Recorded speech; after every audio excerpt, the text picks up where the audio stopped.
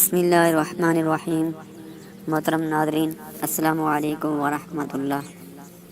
کہتے ہیں کہ ایک چھوٹے سے قصبے میں ایک مینڈک رہا کرتا تھا جس کا نام بہادر مشہور تھا۔ اس کے نام کی وجہ یہ تھی کہ وہ کئی بار موت کے منہ سے بچ کر زندہ سلامت واپس لوٹ آیا تھا۔ ویسے تو وہ پڑھا لکھا اور سمجھدار تھا، مگر ایسے ایک جگہ ٹک کر بیٹھنے کی عادت نہ تھی۔ وہ کسی نہ کسی کام میں مصروف رہنا زیادہ پسند کرتا تھا۔ وہ روزانہ صبح اٹھ کر اخبار پڑھتا اور گرد و نواح کی تازہ خبروں سے باخبر رہنے کی کوشش کرتا۔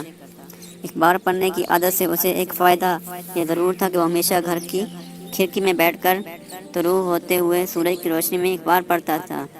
کھڑکی کے دوسری طرف خوشنما پتوں والے درختوں کا باغ تھا، جہاں سے تازہ ہوا اور بھینی بھینی سی مہک آتی تھی، اس لیے اسے صبح کی سیر کرنے کی ضرورت ہی نہیں پڑتی تھی۔ اخبار کے مطالعے کے ساتھ ساتھ وہ تازہ ہوا کا لطف بھی اٹھایا کرتا تھا۔ ایک دن وہ حسب معمول اخبار کے مطالعے میں مگن تھا کہ گھر کے باہر کسی نے اسے آواز دے کر پکارا۔ وہ کھڑکی سے اتر کر اخبار لپیٹ کر ایک طرف رکھ دیا۔ گھر کا دروازہ کھول کر وہ باہر چلا آیا۔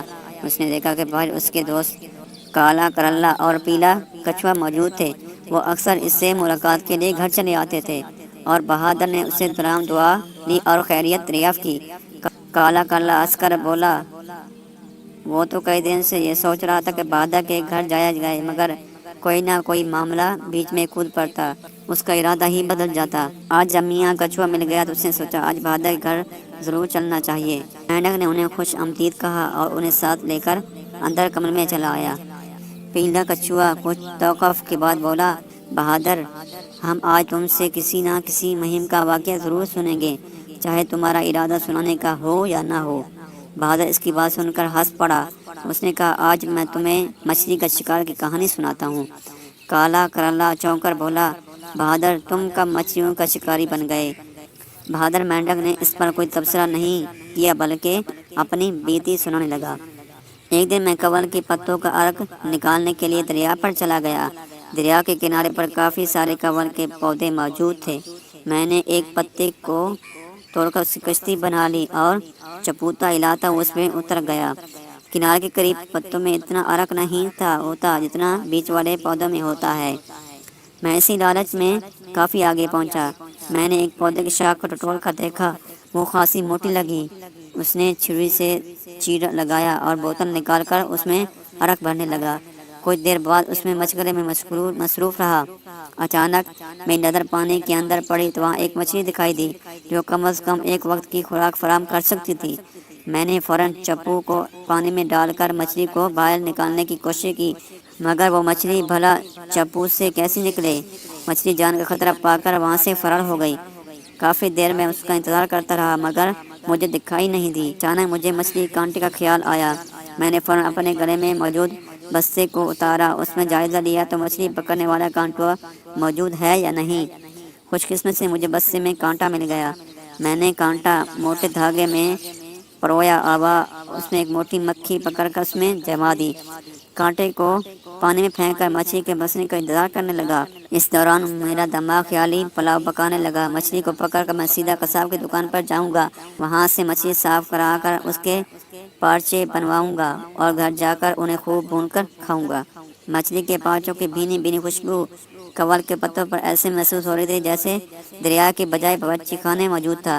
لذت اور خوشبو کے احساس میرے رال ٹپکنے لگے۔ جوں جوں گزرتا گیا مجھے بے چینی ہونے لگی۔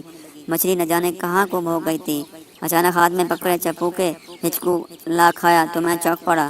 میں نے جلدی سے پانی میں دیکھا اور کانٹا پانی کی سطح پر حرکت کر رہا تھا۔ میں خوش ہو گیا اور مچھلی کانٹے میں لگ چکی ہے۔ میں نے دھاگے چپو کے ساتھ باندھ رکھا تھا، لہذا تیزی سے چپو کو مارنے لگا۔ دھاگا چپو کے اوپر لپٹتا چلا گیا۔ تھوڑی دیر کی محنت کے بعد وہ مچھلی میرے ہاتھ لگ گئی۔ میں موٹی تازی مچھلی دیکھ کر بے حد خوش ہوا۔ مچھلی نے چونٹے بڑی جتن کیے مگر میں اسے مضبوطی کے ساتھ پکڑے رکھا۔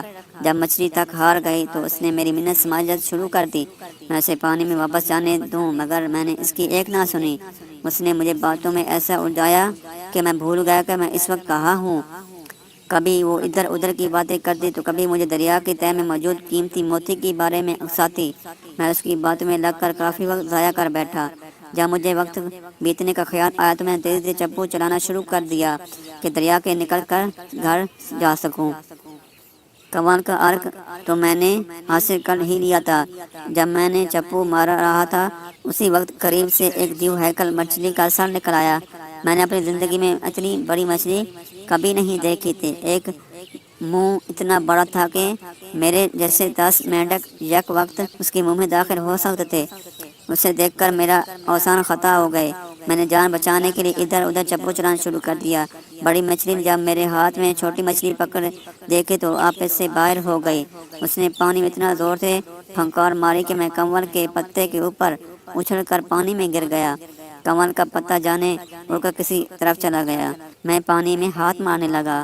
بڑی مچھلی گھوم گھوم کر مجھ پر حملہ کرنے کی کوشش کرتی رہی۔ میں نے اوزان باہر رکھتے ہوئے اس سے بچنے کی ہر ممکن کوشش جاری رکھی۔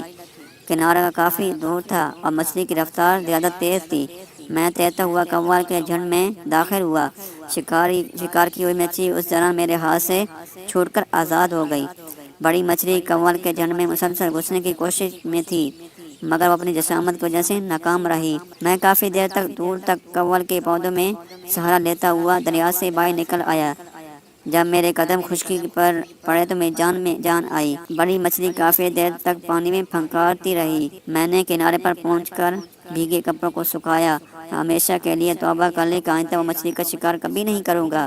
جان بچنے پر خدا کا شکر ادا کیا۔ اچانک خیال آیا کہ کہیں اس افراتفری میں ارک والی بوتل تو کھو نہیں بیٹھا۔ میں نے خود کو ٹٹولا۔ کنول کے پتوں کی ارک سے بھری ہوئی بوتل مجھے اپنے بیلٹ میں آڑی سی ہوئی ملی۔ بہادر مینڈک خاموش ہونے پر کرلا بولا، جہاں تک میرا خیال ہے وہ بڑی مچھلی یقیناً چھوٹی مچھلی کی ماں ہوگی۔ اپنے اولاد کو تمہارے قبضے میں دے کر غضبناک ہو گئی ہوگی۔ چھوٹی مچھلی تمہیں باتوں میں الجھا کر بیوقوف بنائے رکھا تاکہ اسے عدم موجودگی پر بڑی مچھلی اسی تلاش میں نکل کھڑی ہو۔ تم نے یہ بڑی غلطی کی کہ مچھلی مل جانے پر اس کی باتوں پر دھیان دیا اور بیکار میں وقت ضائع کیا۔ بہادر مینڈک نے بلا دھڑک اپنی غلطی کا اعتراف کر لیا اور واقعی نے بلا وجہ وقت ضائع کیا اور بیکار باتوں میں الجھا رہا۔ پیلا کچھوا بھی کالے کلے کی بات کی تائید کر رہا تھا۔ وہ کافی دیر تک آپس میں گفتگو کرتے رہے۔ شکار کی گفتگو میں وقت ضائع نہیں کرنا چاہیے اور کام کو مکمل کرنے میں کسی قسم کی تاخیر نہیں برتنی چاہیے۔ دیکھا بچوں، تاخیر کوتاہی کی باعث مینڈک بھرپور ملنے کے بعد ہاتھ آئی ہوئی مچھلی گنوار بیٹھا۔ لہذا کسی کام کا انجام وہی تاخیر اور کوتاہی بڑی نقصان دہ ثابت ہوتی ہے۔